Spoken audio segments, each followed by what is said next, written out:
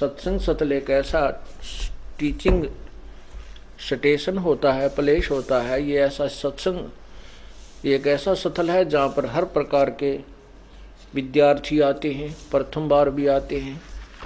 तो हम सभी को साथ लेकर चलने की चेष्टा करते हैं ताकि प्रत्येक का ज्ञान उत्थान हो।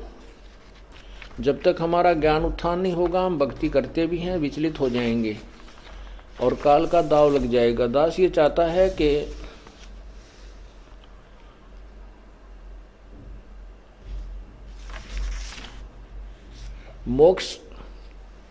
मोक्ष होना कठिन नहीं है, मोक्ष मार्ग का प्राप्त होना अति कठिन है, अति दुर्लभ है।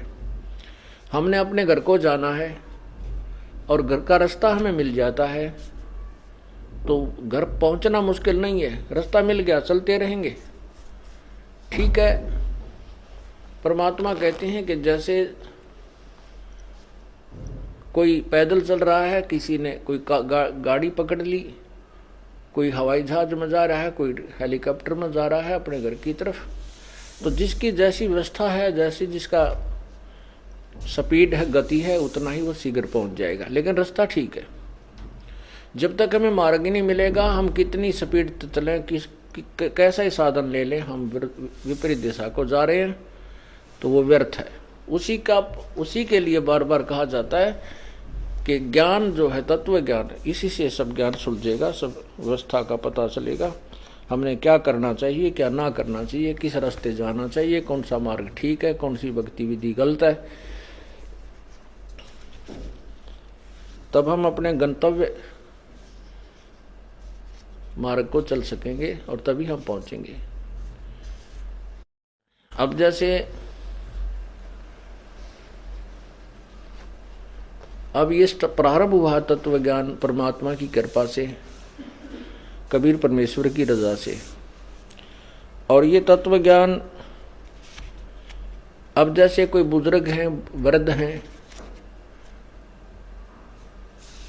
और या जैसे कोई और भी बिजनेसमैन हैं, ठीक है, मालिक का मार्ग भी समझ में आ गया है, भक्ति का प्रयत्न भी कर रहे हैं और साधना कर भी रहे हैं, लेकिन कम बन रही है। तो उनको अब ये भक्ति युग कुछ दिन चलेगा, हजारों वर्षों तक ये अवश्य चलेगा। नहीं तो कलयुग इतना स्पीड से बढ़ रहा है, ऐसे जुल्म हो रहे हैं, मानवता कति नष्ट हो जाएगी, इंसान को इंसान तुरंत ही खाने लग जाएगा। लेकिन ये स्थिति कई लाखों वर्ष बाद आनी थी, जो कि इस अज्ञानता के कारण अभी आने लग रही है। अब ये रुकेगी, अब ये सटिल होगी कुछ दिन के लिए, बहुत सुंदर समय आएगा, क्योंकि ये ज्ञान एक बार समझ में आ गया मानव का, फिर ये बुराई नहीं कर सकता, उसको विष के तुल समझेगा। जैसे बिजली के नंगे तार का हाथ लगाना कितना भयंकर है, क्यों बुद्धिमान व्यक्ति और स्वस्थ दिमाग का आदमी नहीं लगा सकता, उसके हाथ लगा सकता है मेंटल या कति अबोध बालक छोटा सा। तो हम आज उसी स्थिति में आ चुके हैं, हम बुराई करते आगा पीछा नहीं देखते, हम उसके पाप की तरफ कभी नहीं देखते, इसका परिणाम नहीं देखते। इस तत्व ज्ञान से हमें परिणाम नजर आएगा, स्पष्ट नजर आएगा, हम दूर हो जाएंगे। अब जैसे हमें पता चला है कि ये क्यों हम दुखी हुए, हमारे ऊपर ये कहर क्यों टूटे, किसी के कोड लग रहा है, किसी की कैंसर होगी, कोई अंधा हो गया, किसी का हाथ कट गया, किसी का बेटा मर गया, किसी को बहुत ज़्यादा ज़बरदस्त हानि होगी, वित्तीय हानि होगी, किसी की भैंस मर गई, किसी के बिजनेस में घाटा हो गया। तो फिर आपके तत्व ज्ञान से पता चलेगा कि मेरे ही पाप कर्मों का, दुष्कर्मों का परिणाम है ये।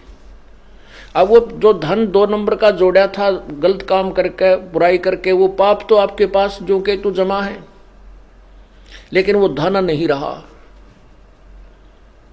या तो कोई पुत्र बीमार हो गया, या कोई भैंस मर गई, कोई संपत्ति हानि होगी, किसी ने 10-20 लाख रुपये ले लिए, दिए नहीं, मुकदमे चले। तो फिर हम इतने डरेंगे कि जो आपत्ति मेरे ऊपर आई है मेरे पाप कर्मों से आई है, तो फिर उस आपत्ति को हम फिर दोबारा ग्रहण नहीं कर सकते, कभी भी नहीं कर सकते।